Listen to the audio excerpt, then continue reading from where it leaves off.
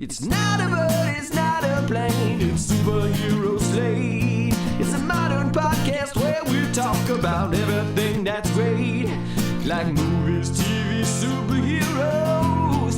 It's superhero Slate. Oh yeah. Hello everyone and welcome to Superhero Slate, the show where we run down the latest superhero entertainment news. We love TV, movies, and superheroes, so let's talk it all out. My name is Chris. And my name is Mike. And this week we have a release schedule update for the Marvel Cinematic Universe, Mike. Quite a few updates. Not huge, but enough to put in here.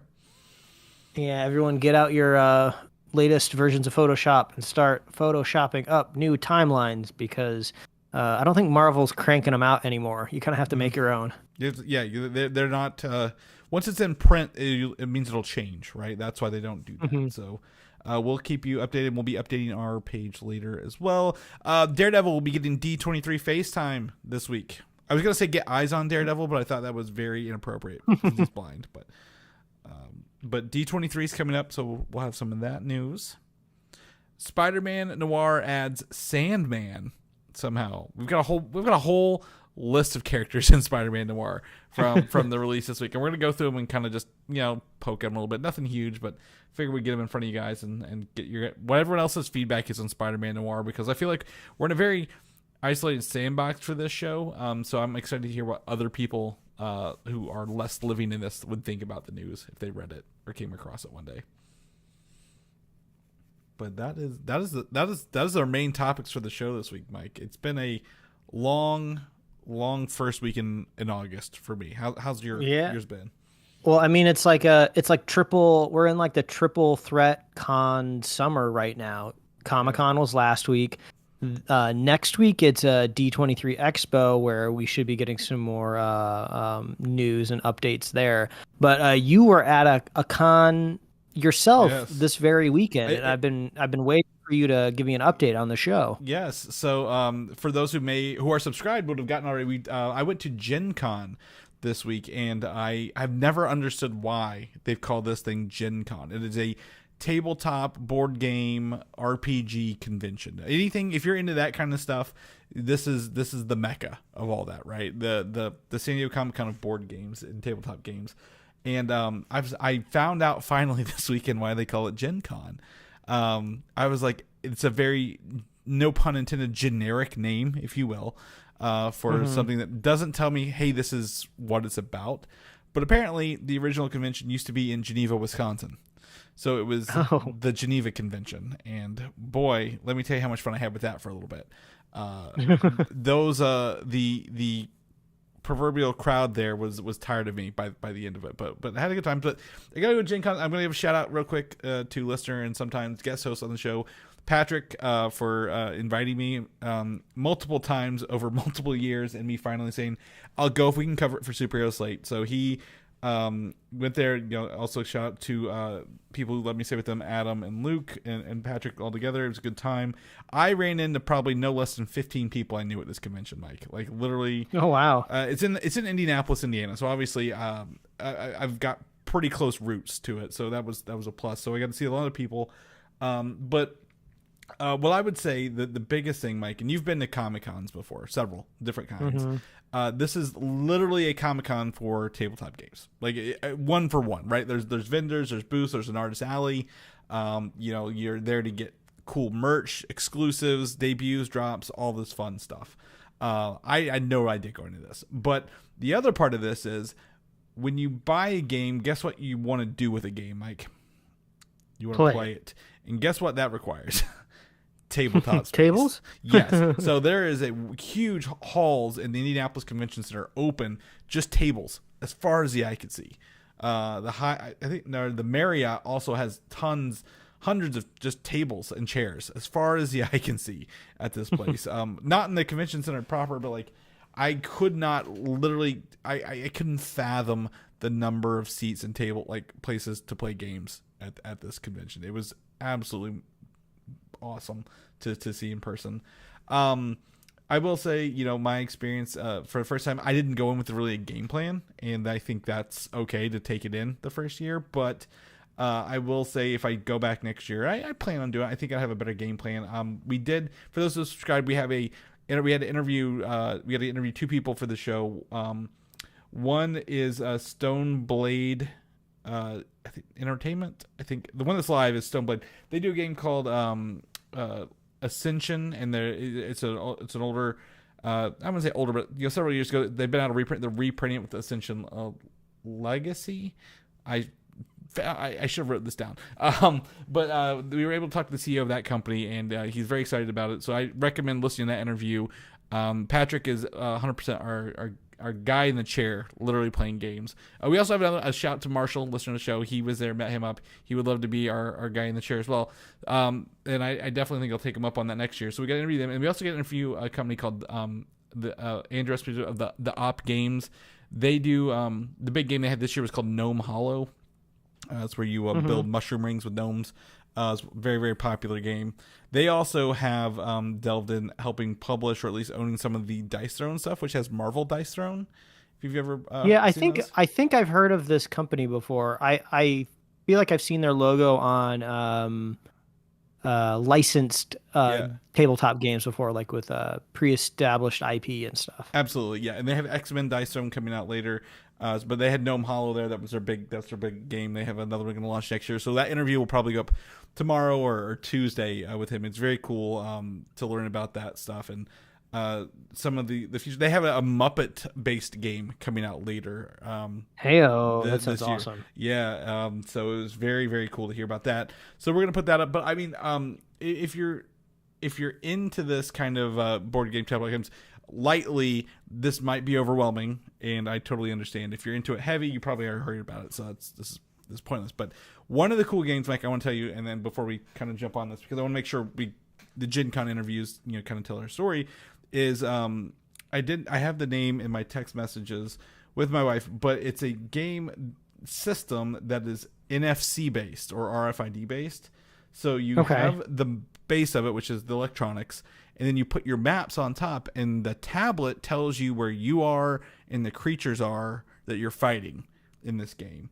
And so you move around, and it does the math for you. You don't have to keep track of what it is.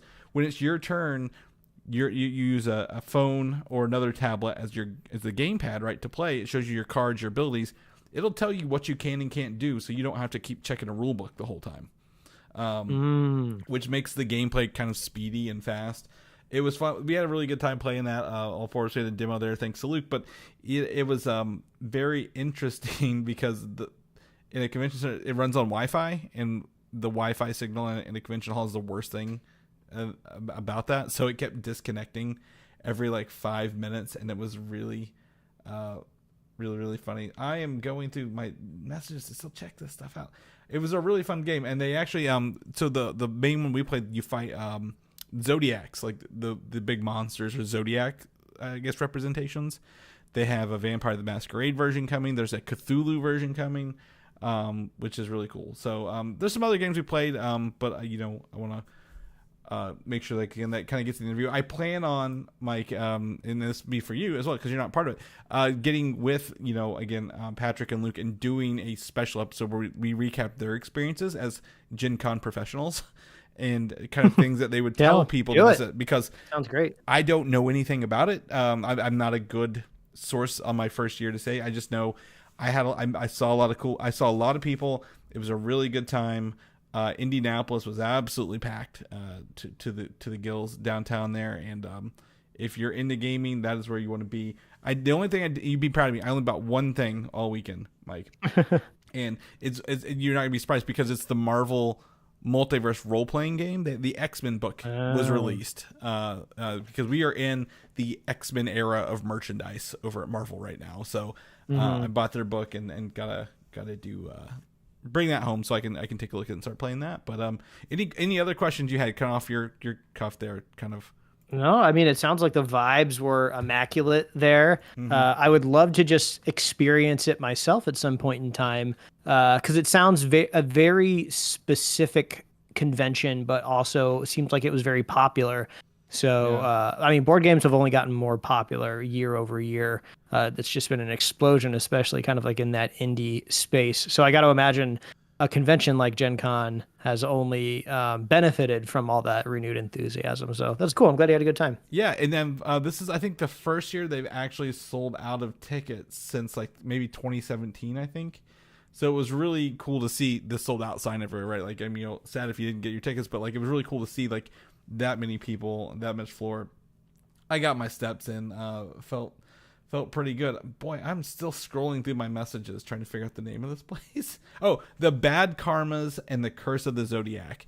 So, yeah, I'll probably put a link in here for that later. We can talk about it. But yeah, absolutely love Gen Con. Great. I look forward to putting those episodes up and talking about it more in detail with the professionals. But I'm going to jump into our news. My first bit of news we have today, no surprise here. It's just our update on Deadpool and Wolverine, our box office updates. It's at $824 million as of today. And that now makes it the biggest R-rated movie in U.S. history, passing The Passion of the Christ.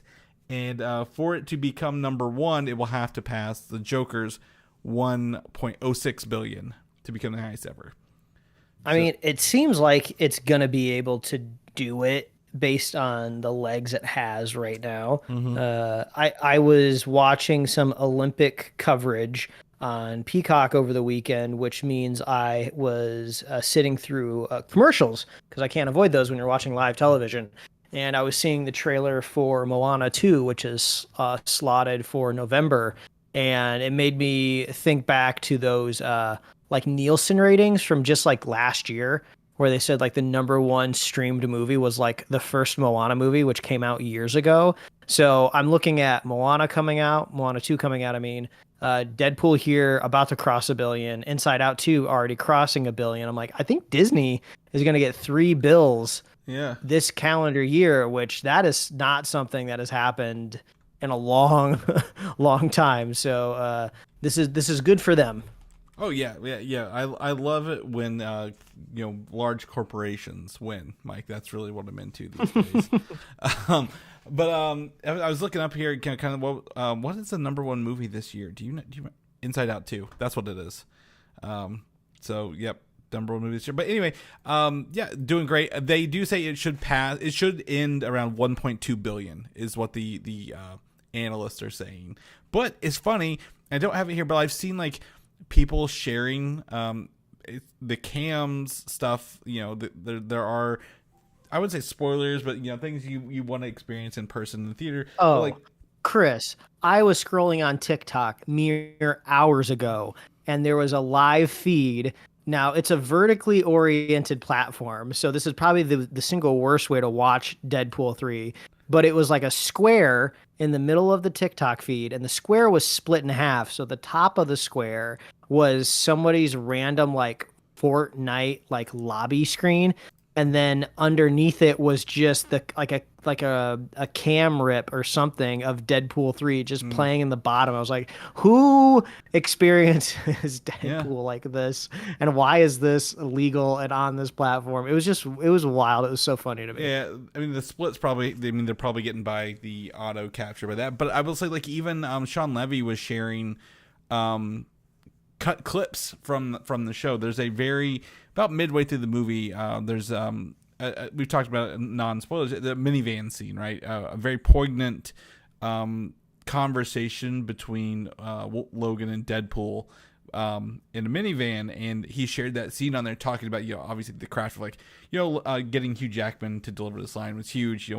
very heavy kind of lines, but getting him to deliver it how he did it was great. And I'm like, oh, he's even sharing these cams because these cams are like almost pitch perfect right now of this movie. But doesn't matter if this came to line because people are going to see this movie in droves still. So I'm excited that even with piracy, people are still going to watch it in theaters. And we recommend that if you haven't listened to our review from last week, or even if you did listen to our review, it doesn't matter. Go watch it. I had a good time. And Chainsaw, I was talking to someone, actually, I was playing games earlier.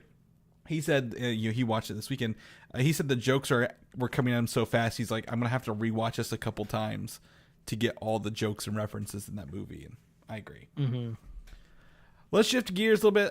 Rumor theory for the Marvels. I've seen this kind of pop up a little bit in the past week. Really, is that at the end of the Marvels, spoiler alert for a movie from last November, that Monica Rambeau was sent to another universe, and she wakes up and sees Kelsey Grammer's Beast, and then a different version of her mother who's in the binary form. But they are saying that is actually the Fox/Deadpool's universe at the end of the movie, like 10,005 or whatever it's called at the end. And that's where she is, and they're obviously going to spend some time in maybe Doomsday or Secret Wars reuniting, figuring this out. But that kind of sets up the incursions to feature possibly the last two remaining universes before Battleworld being, Disney's MCU versus some remnants of a similar Fox universe where mutants exist, and possibly teeing up a small, not properly called, but a small Avengers versus X-Men scene, or maybe chapter even in the Battleworld movies, or I guess Secret Wars movies coming up down the road. Do you think that would be? Yeah, I feel like I have more to add to this once we get to our kind of release schedule later in the show. But I would say anyone can say what they want to say of like what universe anyone ends up in, especially in a post-credit scene. But kind of like the beneficial part of having a multiverse where things can almost be identical, or a universe can be whatever you need it to be. They don't really have to stick to what it is until they start like kind of writing the script, like Monica Rambeau could have ended up in any numbers of universes because there's probably a Deadpool there already. We've already seen that there's lots of variations of Deadpool. So and really Fox was very, very loose with their X-Men canon anyway and timelines. So it doesn't literally, you can be like, yeah, whatever X-Men we need is what happened over here, because we have no, if you don't think about it, it's fine. When you try to think about it, you're going to have a fucking migraine for the X-Men universe. So I think it'd be interesting for them to do that. Like, we're not going to get the new X-Men proper until probably the soft reboot post Secret Wars, but it would be cool to see, Kelsey Grammer Beast proper fighting, Falcon or somebody down the road. I don't know. In this small movie known as Avengers. Moving on, Fantastic Four: The First Steps. I have revisited some of this leaked footage over the week, Mike, since San Diego Comic-Con of this, and I absolutely love watching how this test footage is. So if anyone can find it and still out there, I'd take a look at it. But they are building the sets. They're obviously filming this week. This past week was the first week they were filming over there, but they're still building sets while they film. And it looks like they are building a proper Baxter Building with a Fantastic Four landing pad, maybe, or like a helipad, or their Fantastic car pad, because we're looking at a top-down drone shot of a big blue 4 on like a triangle landing pad being built here. And then the next photo we have in there is a bigger town being built, and it looks to be again a retro futuristic, maybe obviously Manhattan, like Yancy Street kind of scenario. There's that bit. What's that big? I don't know what it's called. The triangle portion in New York where Spider-Man's always fighting bosses. Oh, I think it's the Flatiron Building. It looks like that, right? Like it looks like this is that part of that, and then down underneath we have a watermark here for Unboxed PhD. Underneath the @ symbol, there's like a round curve thing with like the I guess I don't know how to call those, like divots taken out of it a little bit. Yeah, it's like a very mid-century future retro awning just on the outside of the building. I feel like you see that in Tomorrowland at Disney. Like that's like the awnings you see when you kind of go through there. So yeah. Hey, this is just, even though these are just like aerial and telephoto stuff, this is just a good sign that stuff is being built, right? They obviously have access to volumes. I'm sure there are portions of these Marvel movies moving forward that will utilize the volume, but I just love that they're outside and they're building stuff. It makes me happy. Mm-hmm. Well, I think they still would. I don't think movies would use the volume these days as much, but like one of the things we're going to have to contend with in this movie is a fully CGI thing, right? Like we have a rock monster who's going to be CGI. So nothing looks worse than a moving CGI thing on top of a static CGI thing sometimes. So I can't believe, and I don't know if you see any of these out where you live, Mike, near production, but like how many cranes and like dolly like lifts are in these photos right here, like going on all at the same time. Like in the LA area, do you see a lot of like storage or transports of these things between areas? I mean, I don't really see anything at quite at this scale. They're really, it seems like they're moving fast to put this stuff together, which is great. Yeah, no, absolutely. But yeah, check out those photos in there real quick for that.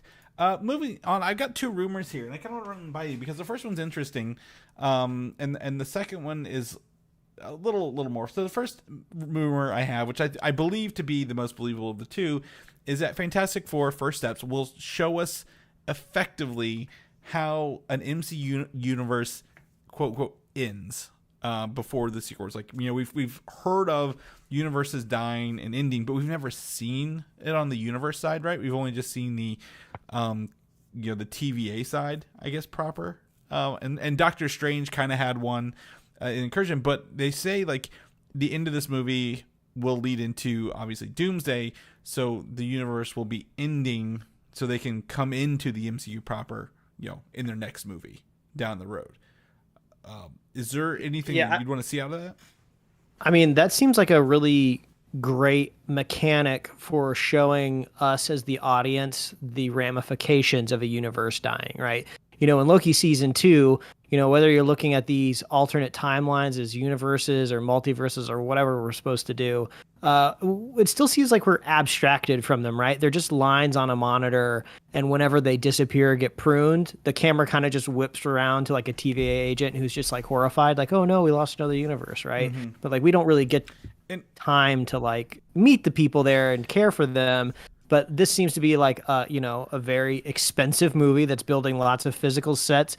We're going to be in this with these characters for probably 2+ hours, getting familiar with them and the people that live around them, and then having a universe like kind of collapse on them at the end. That sounds like pretty traumatic and freaking crazy. Like, I can only imagine what the post-credit scene of that movie is going to be like. So this could be a good way to set the table stakes for everything going forward. Yeah, and I know Loki did like the spaghettification kind of thing, but I don't think that's how a universe quote unquote dies, right? I think that's works for the TVA being kind of unwinding, but not, I guess, ending at the end of the day. So I look forward to seeing this, and obviously it's a very science-based movie. It'll be great. Maybe about Galactus in that.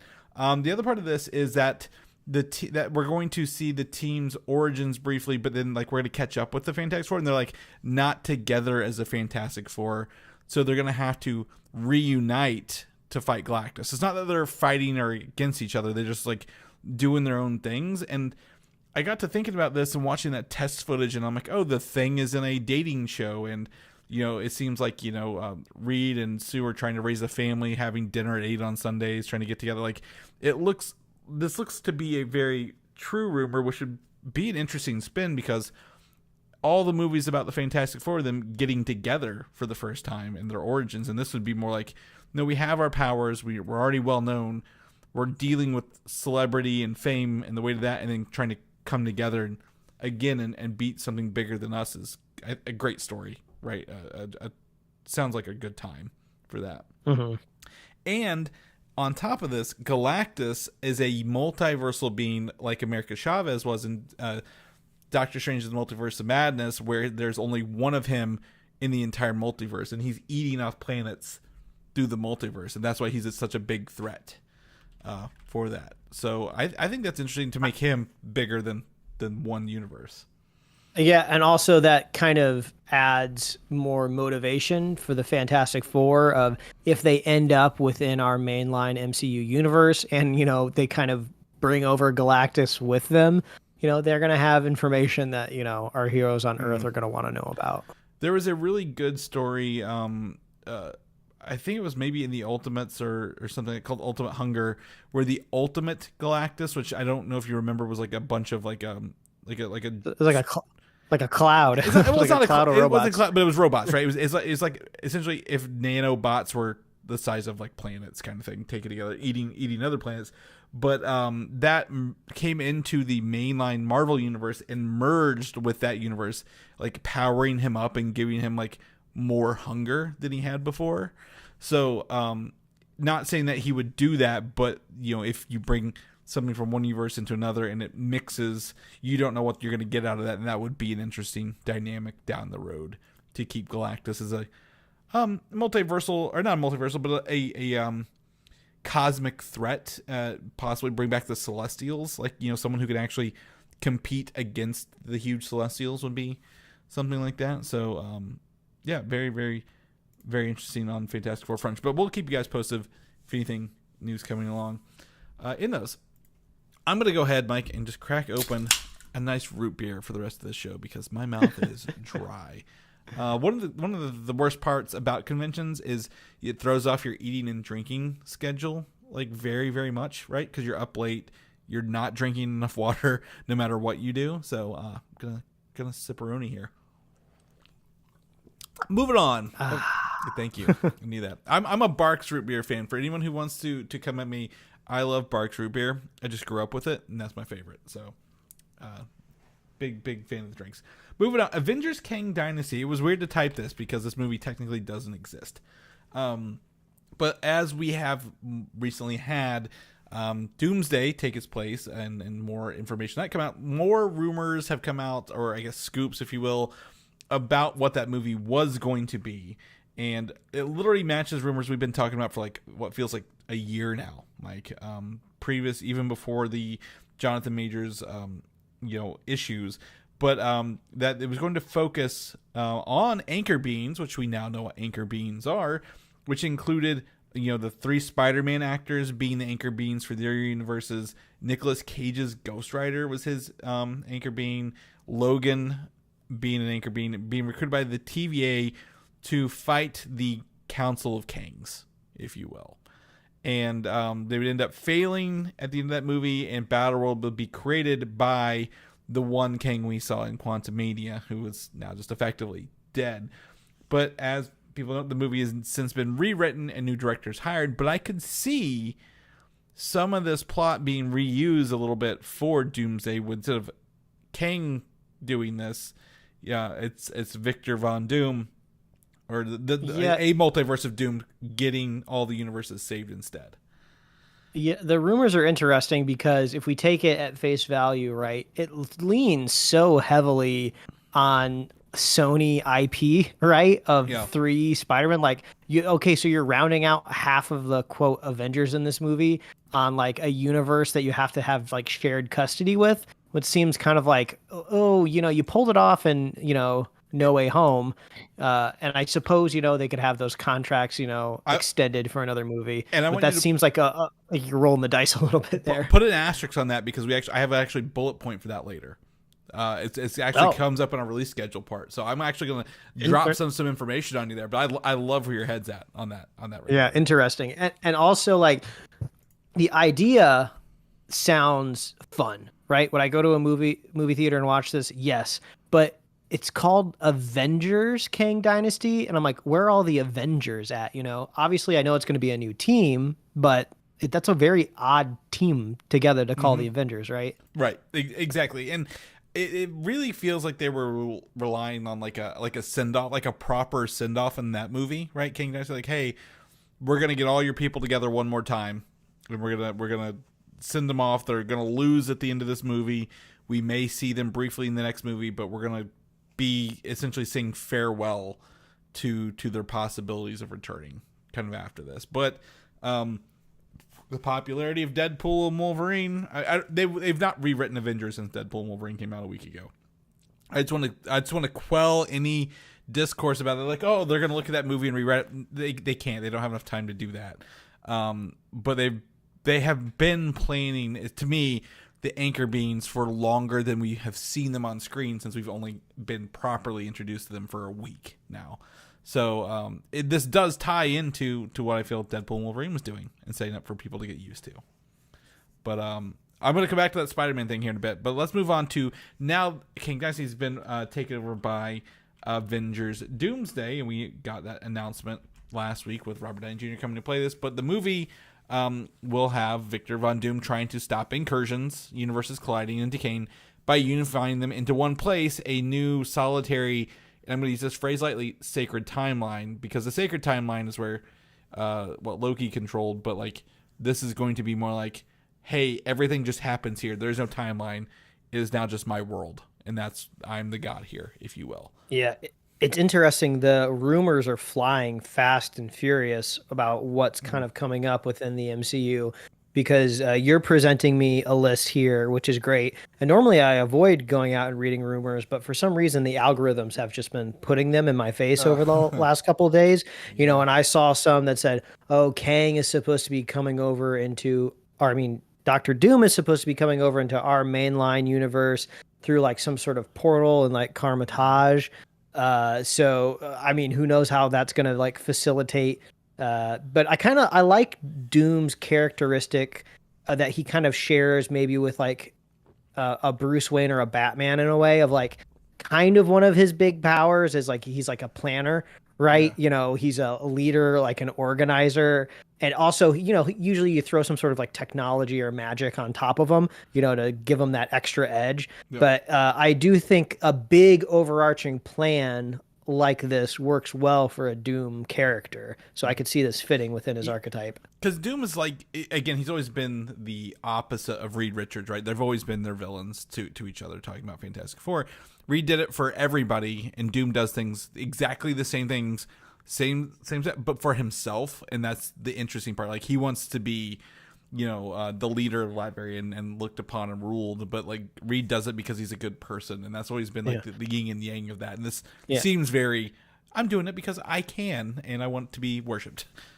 Yeah, and the question I have now, and I can't believe it didn't pop up into my head until just this very second, is this Doom, this Robert Downey Jr. Doom, going to be the Doom that exists within the Fantastic Four First Steps universe, right? I mean, it makes sense if it is, you know, if you're going to reintroduce the Fantastic Four, you know, it seems like a good way to like at least, you know, hint at the existence of Doctor Doom in there.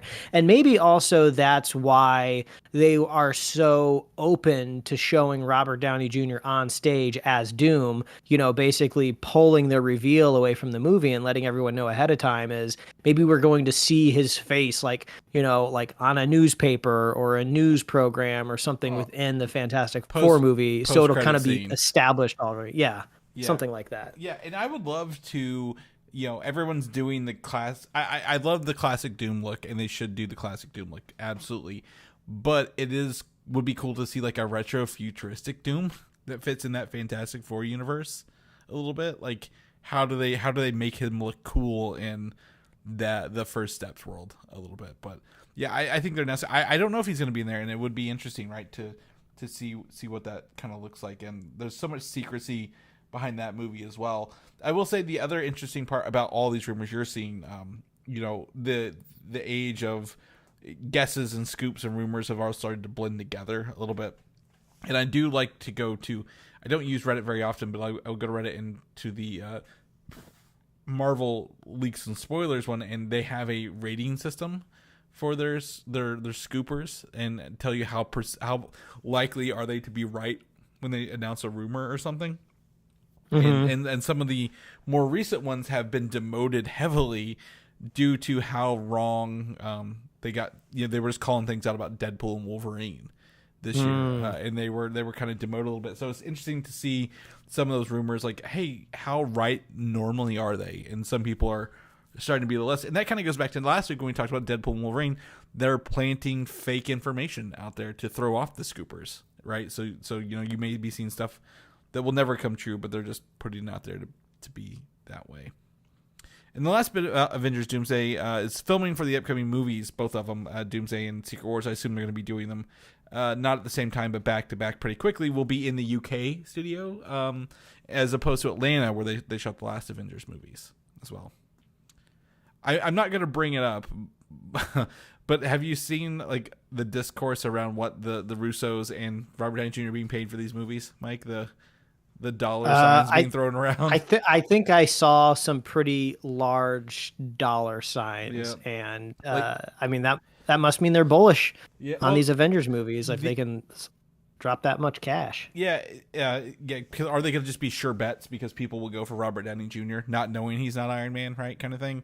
Like a regular people would, but like I think it's like the Russo brothers are getting like 80 million, but so it's like, but they have to split it amongst themselves, and that's for both movies. So it's 20 million. Not that they need $20 million, but obviously that's yeah, everyone was like, they're getting paid 80 million. It's not per movie, not per brother. That's total kind of thing. So just if anyone sees that, it's not at once.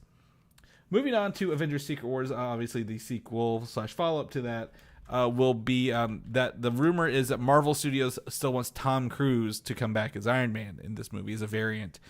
We heavily implied, we were even fooled during Doctor Strange Multiverse of Madness trailers that he was in there as the evil Iron Man, but he couldn't be in there because of scheduling conflicts, so he was almost in there. So they really want to bring him back. I think we're overdue for Tom Cruise leaning into a caricature since Tropic Thunder, which was also with Robert Downey Jr., by the way.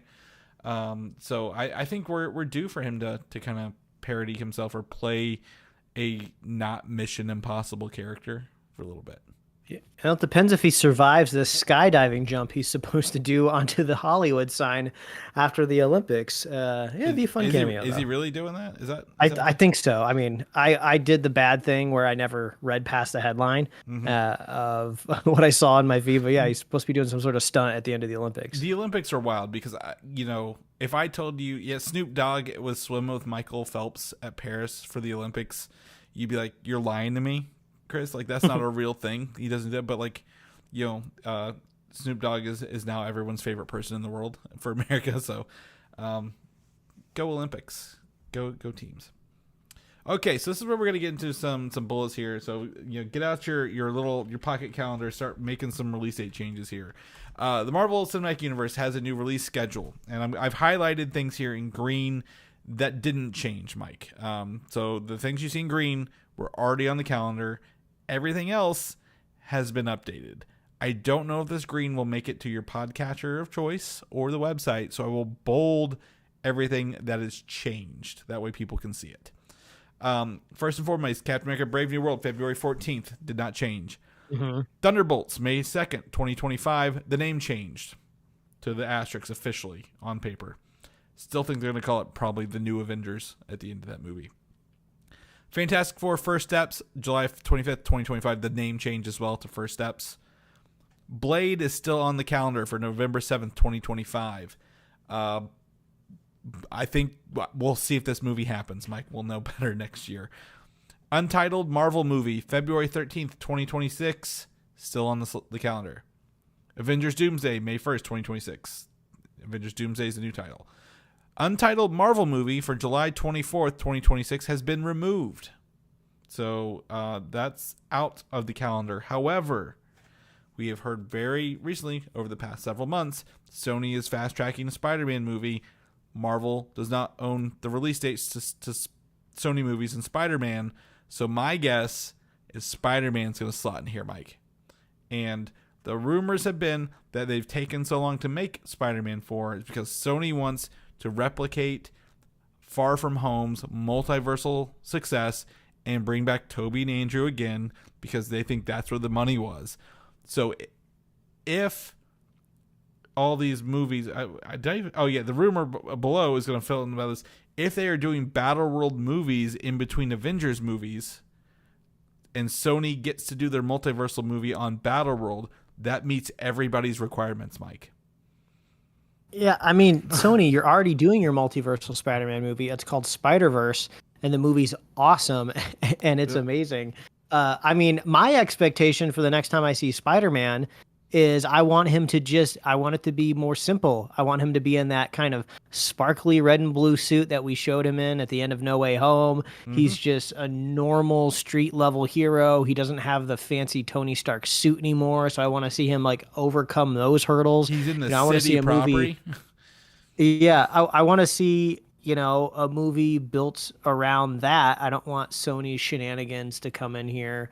I mean, I'm curious what some of these other untitled movies are. One of them has to be Shang-Chi and the Wreckage of Time. It seems like that has to be in there somewhere. Yes. And then we have Avengers Secret Wars, May 7th, 2027. And two more untitled Marvel movies after Secret Wars, one in July, one in November. So they're getting down to 3 movies a year. proper. It looks like 2 for 2026. No, 3 for 2026. The rumor is that any movie that isn't a prequel between a Doomsday and Secret Wars will be on Battleworld. However, when you look at this, there is no movie in between there, right? Did I miss a Marvel movie? I'm gonna have to look this up. But Shang-Chi is it? What about Doctor Strange 3? You just watched Doctor Strange 2. The ending leaves you expecting that movie to set up this, right? Like, yeah, or at least the next time we see Doctor Strange, he'll be dealing with incursions maybe in someone else's movie. That could be a possibility. Could it be a setup to when he pops up in maybe Doomsday or something? I'm not entirely sure here. It won't be before Doomsday because all those movies are, well, I guess the February 13th one isn't, is it? The big question is, a big question I have, right, when Avengers Endgame finished, right? Mm-hmm. Remind me, what was the very next movie after Endgame? Was it Shang-Chi? No. I think? No. Far From Home. No Way Home was actually the first movie after Endgame. But that was like a whole calendar year, wasn't it? No, it was. I feel like several months. Was it at the end of the year? Was it at the end of the year? Anyway, I'm just trying to imagine. You're Far From Home, which was the one that went to Europe, was literally in July after the May release of Endgame. Okay, I'm just trying to imagine. Yeah, No Way Home was in December, but 3 years later. Yeah, I'm trying to imagine this world in which, we collapse our entire universe of the MCU, everything that's been built right after, Secret Wars. Yeah. And then what is the next movie? I mean, talk about a heavy weight to carry on your shoulders. Like, what is the next movie after Secret Wars? So it seems like they have 2 more movies in that calendar year after Secret Wars. So I guess maybe they kind of want to keep striking while the iron is still hot. Maybe one of those is an X-Men movie. I don't think so. I highly don't think that's the case because every phase has had a lingering film after. I guess, well, the first phase, Avengers, ended proper. Then we had Iron Man 3 a year later, which is the next phase. But like after Age of Ultron, there was Ant-Man, which came out, and that was still part of that phase. Far From Home, which was ended that phase, which was actually kind of weird because it really didn't really deal with the snapping very well either. What was the last movie? Was it Wakanda Forever? Was the end of the last phase as well for the other one? It had nothing to do with anything because we didn't have any Avengers movies. I think it's going to be more small. Yeah, I'll go ahead and I'm just going to put my ballot in the box and say I think the July 23rd movie after Secret Wars is going to be X-Men. And that's just maybe it'll be like Astonishing X-Men or something like that. They'll add one of those monikers in front of it, so it's just not like a repeat of the first title. But I think X-Men is going to be the thing that re-ushers in the MCU. So that's going to be my guess. I believe you, but I think it'll be 28 before that happens. I'm actually thinking it's going to be Thor 5. We've been hearing Thor 5 for a very long time. I think that'll be where it kind of comes in. Whether we like it or not, that's a different story. However, they pull that back in. And then Armor Wars. We have a confirmed Armor Wars, remember, as well? Oh, yeah, that's right. So, are something. There was one in November 2026. That's the one I missed. So Shang-Chi, Doctor Strange. I think one will be I think there'll be lower stakes movies. I don't think it'll go from Secret Wars to X-Men. I think there'll be 2 lower stake films on my end. So we'll play opposite ends, if you will, and see what that works out for. But I think the interesting thing it will be to see if Sony comes and says we're going to do Spider-Man. Obviously, it's Marvel Spider-Man on Battleworld for 2024. Because if you go and read Secret Wars, there was a Spider-Man meets Miles Morales for the first time, and that would be a way for them to bring in a live-action Miles for the first time as well, without throwing off the MCU, I guess. So, I don't know. We got a lot of questions here. I'm excited, Mike. We just got renewed through November 2027 on the podcast. So, 3 more years of us coming out of this. This coming weekend is D23, and people may not know this. We talked about it quite a bit. D23 is a bi-yearly event, so every 2 years, where Disney does an event. You can be members of D23. You can show up. This year they're going to focus, I believe, more on Marvel, Star Wars, and Disney TV/streaming news that was not at San Diego Comic-Con, and one of our next topics is it. But the other thing I read, the next Fortnite season is on August 16th, and they've not announced it yet. But the leak we saw several months ago shows that it's Doctor Doom themed. So I think maybe we'll see another video game theme with that as well. Yeah, you got to educate these kids that don't read comic books and don't know who Doctor Doom is. You throw them in the Fortnite. That's how you get them familiar. Doctor Doom was in Fortnite once several years ago already. So to bring him back as like the big boss would be interesting. He wasn't. Galactus was the main boss of the first one, but if we can get Doctor Doom, I have the Doctor Doom skin. If he's in there doing the dab, kids will learn about him real fast. They will not be Skibbity Ohio Toilet at all. So, that hurt to say that on the show. But one of the topics I bring this up is that we have confirmation that Daredevil Born Again will be kicking off its promotion for its series at D23, and I'm wholeheartedly expecting a trailer next week, Mike, when we get on the show to be talking about the first Born Again trailer for this. Oh yeah, there's no reason they shouldn't have a trailer ready to go, especially with like TV production, right? Because they're filming so much stuff for television that even if filming hasn't wrapped, and I think they have, so it doesn't even matter. They got something to cut a trailer together. And they had that first initial footage that they could cut into a trailer if they really wanted to, right? Like the stuff they kicked to the curb, like they still have that footage. They're not going to throw it away. So they could always cut something off. But I'm excited to see this. We've heard, obviously, the return of John Bernthal as the Punisher. Get to see, the Kingpin. They've reduced there are still 18 episodes, but they've been split into 2 seasons. So we're going to learn a bit about that. Season 2, I think it was Charlie Cox. I think he was out saying somewhere, maybe at San Diego Comic-Con, that the season 2 filming starts soonish. So the back 9 episodes will start picking up later this fall for the show. And they confirmed that the previous version, before the creative reboot, retooling, if you will, had no ties to the Netflix seasons. There were rumors, heavy rumors, I don't think this will be true in the new version, that I think Foggy or Karen were going to be killed early on in the original version. And you'd pick up with Matt Murdock and like his new crew, if you will, so you wouldn't be thinking about his times at Netflix, if you would. So sounds like they're really going to keep those characters and keep moving forward with that story here. Down this. Is there any, now that we've seen that he's going back to the red suit, Mike, I'm going to ask you, is there anything that you want to see in Daredevil season 1 that we haven't got to see out of Daredevil in his previous iterations? Man, I just want cool fight scenes. That's really all I need out of a Daredevil show. They don't have to happen in a hallway, but they still can if they want to. Yeah. So the choreography, I want to see that. I want to see some team ups. I think Daredevil by himself is good, but like he's not really super powered to the point where like he's very big. I would love to see some MCU crossovers, right? Like not necessarily Spider-Man level, but like how we had Yelena in there. He knows She-Hulk. I don't think she'll show up in this, but he was in the She-Hulk season.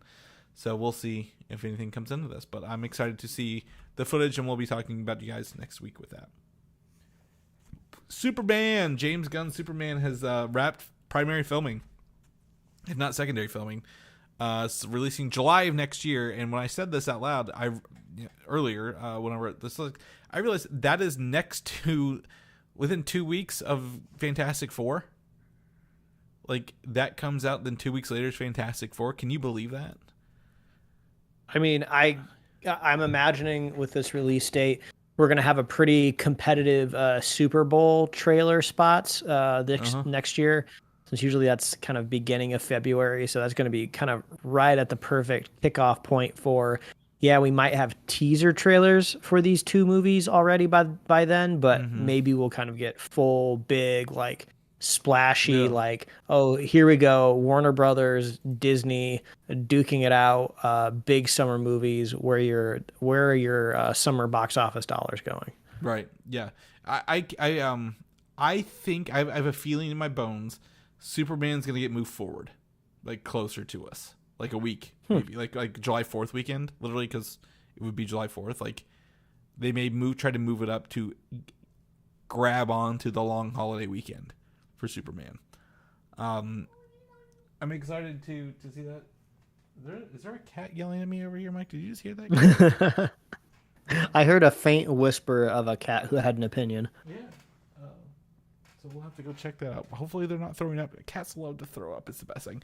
But yeah, I mean, 2 weeks is going to be interesting to see for the relaunch of the DC universe, or the brand new DC universe, and then also the relaunch of the Fantastic Four. Both movies that have previous iterations that have not been really loved recently at all. So we'll keep an eye on how this goes. But you bring up a good point. Super Bowl. We're in August now. It feels weird to say that, but we'll be talking about Super Bowl before we know it.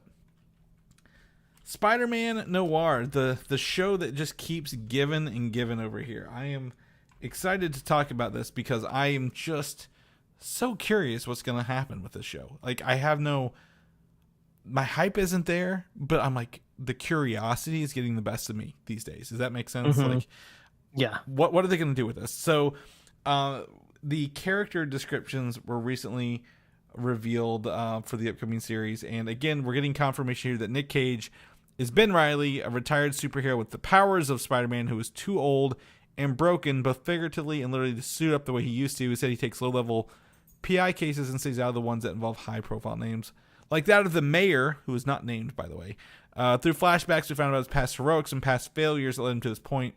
He is charming but weathered in the pilot. The pilot is doing an excellent job setting up for a good character arc moving forward. That sounds like Spider-Man Noir without using Peter Parker's name. Yeah, I mean, I can't quite describe it, Chris, but the show just sounds like homework in a way. I know homework is something that you have to do, but this just kind of like sounds exhausting in a way of so much is being asked of me.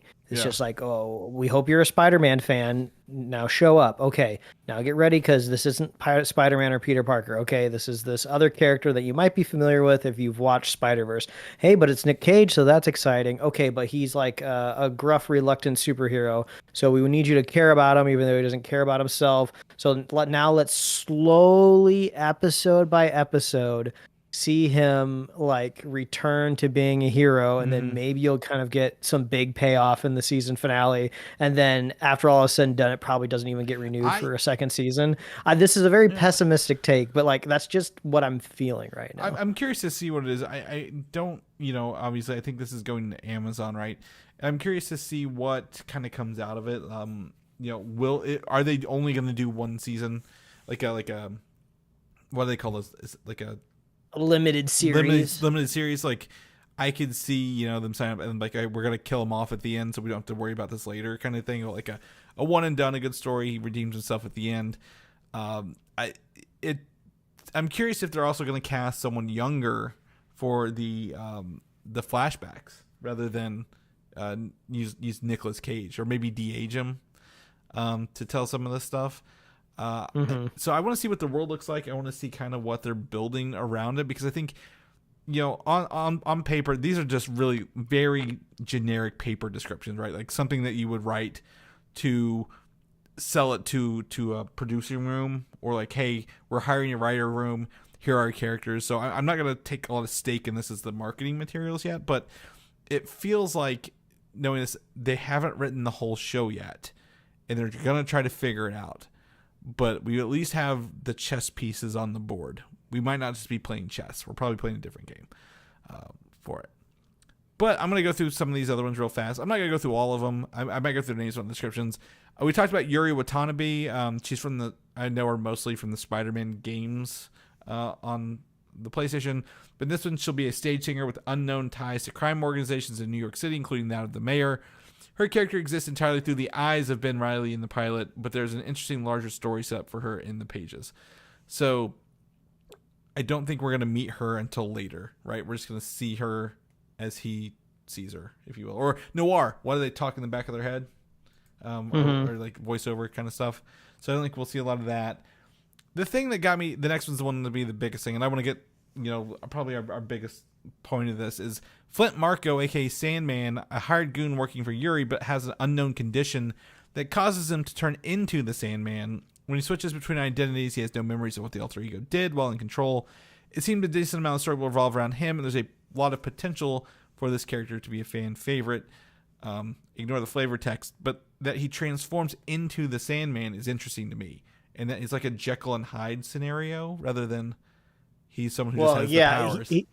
He obviously couldn't just be sand all the time because that would strain the production budget of a television show for sure. And probably wouldn't fit in the Noir universe either, like, to be honest. Yeah, talk about a glut of Sandman too, right? We got to see him in No Way Home.